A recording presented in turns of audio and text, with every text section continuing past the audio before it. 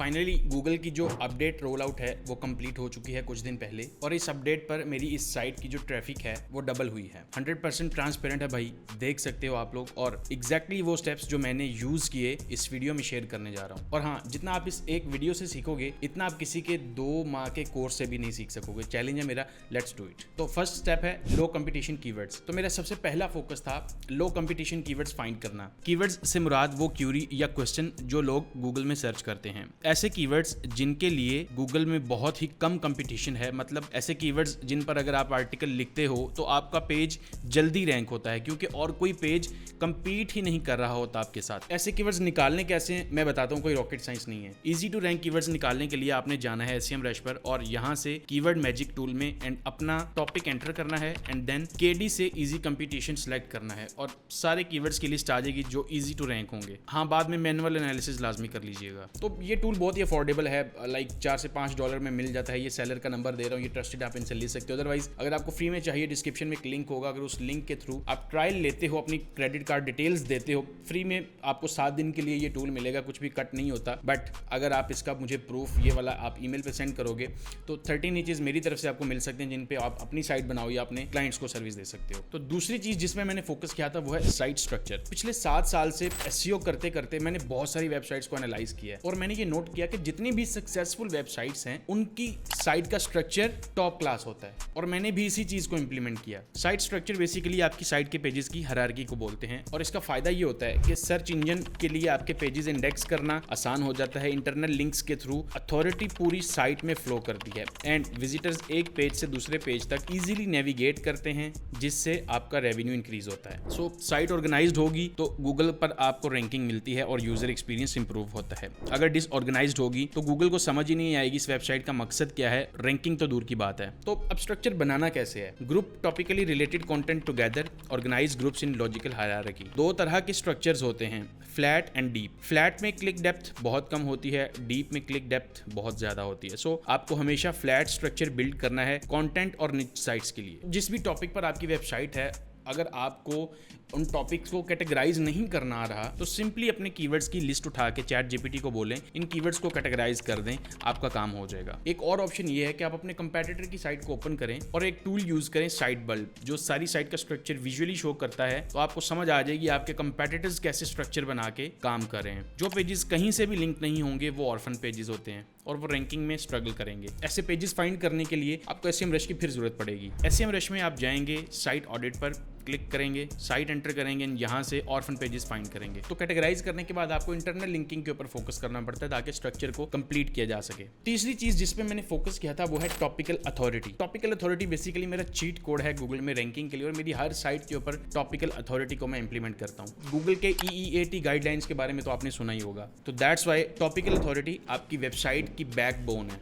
जिसका मतलब ये है कि वेबसाइट का किसी पर्टिकुलर टॉपिक के ऊपर एक अथॉरिटी बन जाना गूगल की नज़र में, और वो होता है उस टॉपिक के ऊपर मैक्सिमम कंटेंट राइट करके एंड देन उसको लॉजिकली स्ट्रक्चराइज करके। इसका फायदा आपको ये होता है कि आपकी साइट उस टॉपिक के ऑलमोस्ट हर कीवर्ड के ऊपर रैंक करने लग जाती है। न्यू आर्टिकल्स जल्दी रैंक होते हैं एंड ऑब्वियसली ट्रैफिक ग्रो करती है एंड रेवेन्यू ग्रो करता है। सो एग्जांपल से समझाता हूँ कि इसको इंप्लीमेंट कैसे करते हैं। सपोज आपकी रेसिपीज की साइट है और आप ब्रेकफास्ट पर रैंक करना चाहते हो, और इस टॉपिक पर एक आर्टिकल लिखने से कुछ फायदा नहीं होगा। आपको रिलेटेड टॉपिक्स को कवर करना होगा, जैसे कि what is an omelette, how to make half fry, how to make French fry and इस तरह के बहुत सारे और टॉपिक्स। तो 2, 4, 10, 20 कीवर्ड्स को टारगेट करने से टॉपिकल अथॉरिटी बिल्ड नहीं हो जाती। टॉपिक की नेचर के हिसाब से डिसाइड होता है कि कितने कीवर्ड्स टारगेट करने से आप इस टॉपिक के ऊपर एक अथॉरिटी बनोगे। तो बेस्ट एग्जांपल ये है, गूगल में सर्च करें माउंटेन बाइक गिफ्ट्स, तो सेकंड स्पॉट पर जो साइट रैंक है उसका DR सिर्फ 30 है, और नंबर 4 पर Amazon है जिसका DR 93 है लेकिन नीचे है। वजह यह है कि सेकंड स्पॉट पर जो साइट है वो पूरी की पूरी साइट ही बाइक्स के टॉपिक पर है, तो गूगल की नजर में ये अथॉरिटी साइट है। सो 2013 में गूगल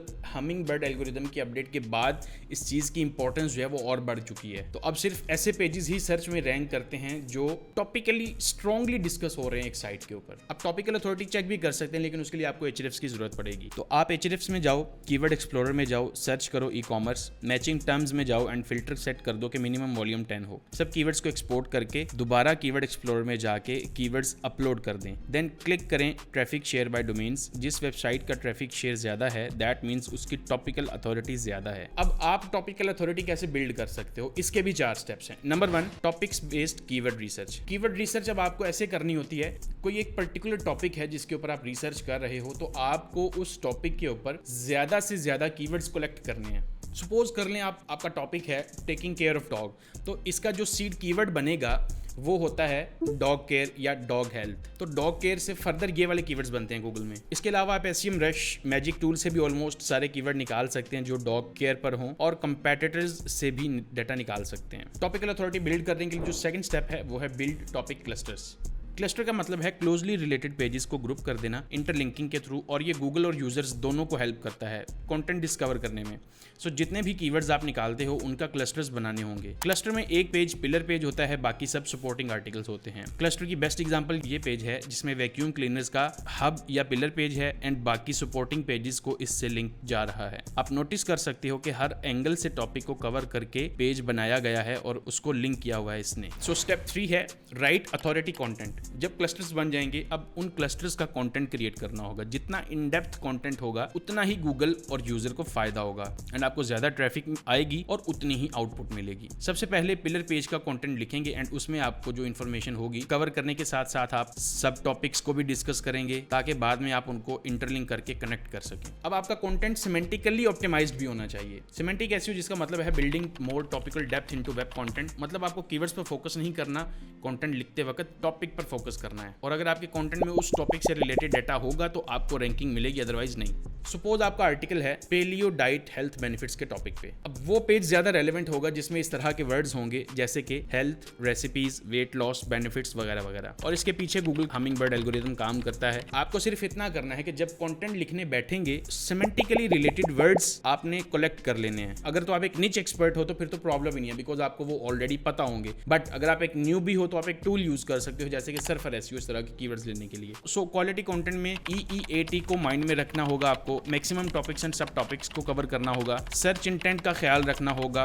इंटरलिंकिंग को मेक श्योर करना होगा। कंटेंट को फ्रीक्वेंटली अपडेट भी करना होगा बाद में। ओके, टॉपिकल अथॉरिटी बिल्ड करने का जो 4th स्टेप है वो है बिल्ड रेलेवेंट बैकलिंक्स। कंटेंट जितना मर्जी अच्छा हो कभी ना कभी उसको लिंक्स की जरूरत पड़ती ही है। टॉपिकल अथॉरिटी का सबसे इंपॉर्टेंट पार्ट है रेलेवेंट लिंक्स बिल्ड करना। लिंक्स बेसिकली वोट या रेफरेंस को बोलते हैं जो किसी दूसरी साइट से आपकी साइट को मिलता है। मतलब ऐसे लिंक्स बिल्ड करना कि जिस पेज से आपको लिंक आ रहा हो वो पेज और आपका पेज टॉपिकली सेम होने चाहिए। इररेलेवेंट पेज से लिंक लेने से आपको कोई फायदा नहीं होगा। जितने क्वालिटी लिंक्स होंगे समझ लें उतना ही आपका रेवेन्यू बढ़ेगा। सिंपल। कुछ लिंक्स बिल्डिंग टेक्निक्स हैं जो सबसे बेस्ट हैं, जिनके अंदर सबसे नंबर 1 पे है हारो है, सेकंड नंबर पे गेस्ट पोस्टिंग है, इसके बाद नीचे एडिट्स आ जाते हैं। अब पैसे के बगैर ऑलमोस्ट लिंक नहीं बन सकते, सो ये चीज अपने माइंड में रखिएगा। ओके, जो चौथी चीज जिसके ऊपर मैंने फोकस किया था वो था टेक्निकल फैक्टर्स। टेक्निकल फैक्टर्स भी एक हद तक मैटर करते हैं आपकी वेबसाइट की रैंकिंग में। वेबसाइट की स्पीड एक रैंकिंग फैक्टर है और ये चेक करने के लिए आपकी साइट को पेज स्पीड इन साइट से चेक करें कि कितनी स्पीड है और क्या इश्यूज हैं जिनकी वजह से साइट स्लो है, या ये इश्यूज आप डेवलपर्स से रिजॉल्व करवा सकते हैं।